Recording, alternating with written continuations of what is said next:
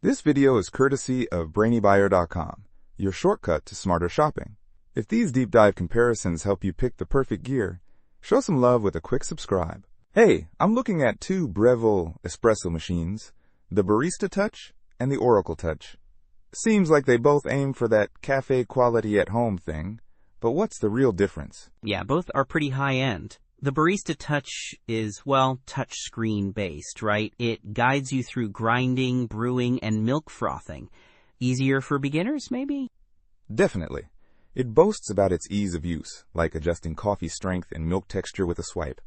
But the Oracle Touch, that's the renewed one, isn't it? Yes, the Oracle Touch is listed as renewed, and it's currently unavailable, which is a bummer.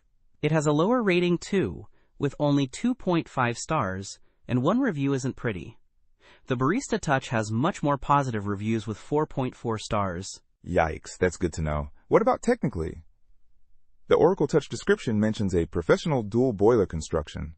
Sounds fancy. It is. That means it can brew espresso and steam milk simultaneously, which is a huge time saver. The Barista Touch uses a thermojet heating system for faster heat up, but it doesn't explicitly say it can do both at once.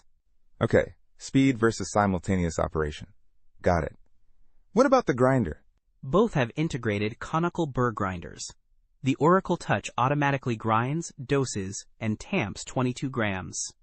The Barista Touch gives you dose control, but tamping seems manual. So more automation on the Oracle Touch? Exactly. It automates pretty much everything, while the Barista Touch gives you a bit more control.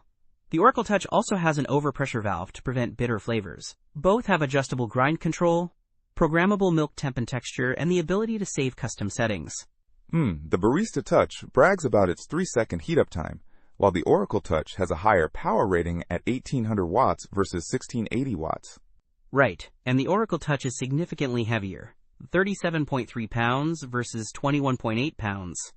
It's also slightly larger in dimensions, suggesting a more robust build.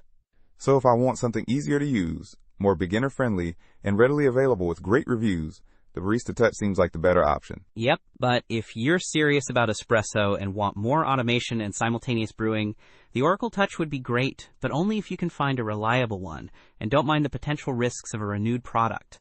Don't miss out on our next in-depth review to help you make smarter purchasing decisions. Hit that subscribe button and the notification bell so you're always in the know.